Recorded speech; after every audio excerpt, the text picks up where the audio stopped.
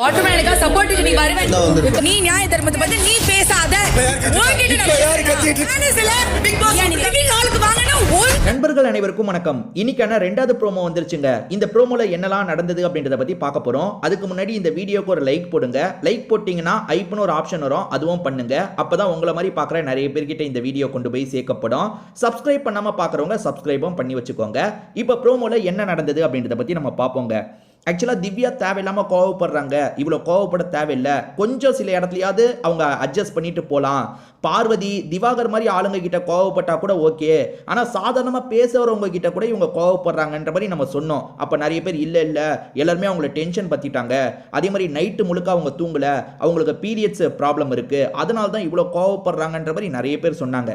இப்போ நீங்கள் மேனேஜர் பொசிஷன்லையும் இல்லை, கொஞ்சம் ஃப்ரீயாக ஒரு செக்ஷனில் வேலை மட்டும்தான் பார்க்குறீங்க.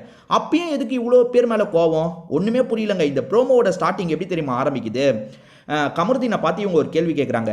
வாட்டர் மெலனுக்கு ஒரு பிரச்சனைன்னும் போது நீ வந்தல்ல, எனக்கு ஒரு பிரச்சனைன்னும் போது ஏன் வரலன்ற மாதிரி கேட்குறாங்க. அதுக்கு கமருதீன் ஷார்ட்டாக ஒரு பதிலை சொல்றாரு.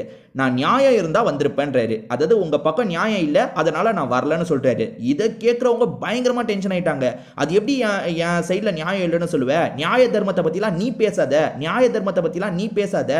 ஆக்சுவலாக எதை சொல்லணும் எதை சொல்லக்கூடாது, அதாவது வெளிய விஷயத்தை இவர் சொன்னார்ல, எனக்கு ஒரு பொண்ணு கூட லவ் இருந்தது, பிரிஞ்சு போயிட்டாங்க அப்படின்ற மாதிரி எதை சொல்லணும் எதை சொல்லக்கூடாதுன்னு கூட உனக்கு தெரியாது, நீலாம் நியாய தர்மத்தை பத்தி பேசுறியான்ற மாதிரி கேட்குறாங்க. பிரச்சனை திவ்யா கிட்ட பிரச்சனை என்ன தெரியுமா? அப்ப என்ன இஷ்யூ நடக்குதோ அதை பத்தி பேசாம இவங்க 28 நாள் வெளியே பார்த்துட்டு வந்தாங்கல்ல, அதை பத்தி பேசுறதுக்கு ஆரம்பிச்சிடுறாங்க. ஏற்கனவே கமருதீன் இதை பத்தி அட்ரஸ் பண்ணியிருக்காரு. கமருதீனும் அட்ரஸ் பண்ணாரு, துஷாரும் அட்ரஸ் பண்ணா. இப்போ இவங்க கத்தி கத்தி பேசுறாங்கல்ல, அப்ப துஷார் என்ன கேட்குறான்னா, இப்போ யார் கத்துறதுன்னு கேட்குறான். உடனே இவங்க அதுக்கு பதில் சொல்லணும்ல, இல்லை இவங்க கத்துறது நியாயப்படுத்திக்கிட்டே இருக்காங்க. இந்த சூழ்நிலையினால் தான் நான் கத்துறேன், அதனால தான் நான் கத்துறேன்ட்டு. அப்படி பார்த்தா எல்லாருமே தானே நியாயப்படுத்தலாம். விக்ரம் சொல்லியிருப்பாரு, நாங்கள் மட்டும் தினமும் காலையில் வேணும்ட்டே வாங்க கத்தணும்னு நினைக்கிறோம், கத்துற சூழ்நிலை வருது கத்துறோன்ற மாதிரி சொல்லியிருப்பாரு. அதே மாதிரி இப்போ துஷார் இருக்கான்ல, இப்போ யார் கத்துறான்னு கேட்குறான். இவங்களுமே பதிலுக்கு அவங்க கூட சண்டைக்கு போயிட்டு இருக்காங்க. அப்போ கனி தடுக்கிறதுக்காக வராங்க, சபரி தடுக்கிறதுக்காக வராரு, கெமி தடுக்கிறதுக்காக வராங்க, அதே மாதிரி கனியும் தடுக்கிறதுக்காக வராங்க. அப்ப கனி மேனர்ஸ் முக்கியம் அப்படின்ற மாதிரி ஒரு வார்த்தையை சொல்றாங்க. இதை கேட்கிறவங்க திரும்பி டென்ஷன் ஆயிட்டாங்க. என்ன தெரியுமா சொல்லிட்டாங்க? அதாவது பிக் பாஸ் பேசுறதுக்காக இந்த மாதிரி லிவிங் ஏரியாவுக்கு வாங்கன்னு சொன்னா வரமாட்டீங்க, மதிக்காம இருப்பீங்க. நான் எவ்வளவோ சொல்லுவேன், அப்பெல்லாம் வரமாட்டீங்க. இப்போ உங்களுக்கு பிக் பாஸ் பேசிட்டு இருக்கும் போது சண்டை வரக்கூடாதுன்ற மாதிரி சொல்றீங்களா அப்படின்ற மாதிரி கையில வச்சிருக்காங்கல்ல அந்த தலகாணியை தூக்கி எறிகிறாங்க.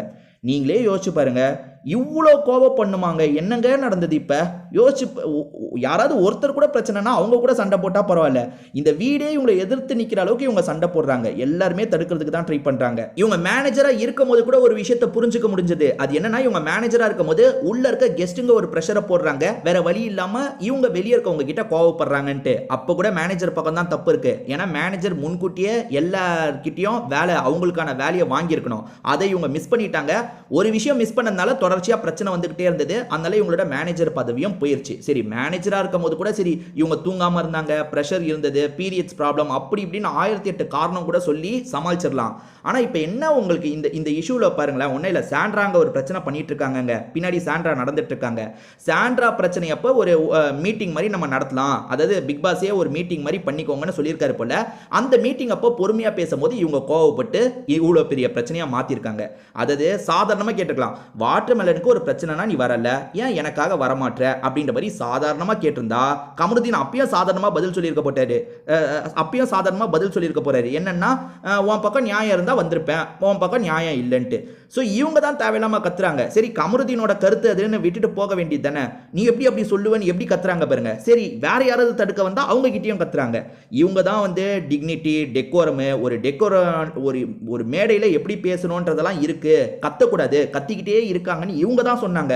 இப்போ இவங்களே எவ்வளவு மீறுறாங்க பாருங்க. அப்படி மீறதுக்கு ஒரு முட்டு வேற கொடுத்துக்கிறாங்க. அது என்னன்னா, நான் பேசல, நீங்க தான் என்ன பேச வைக்கிறீங்க, நான் கத்தி பேசல, நீங்க தான் என்ன கத்தி பேச வைக்கிறீங்கன்னு சொல்றாங்க.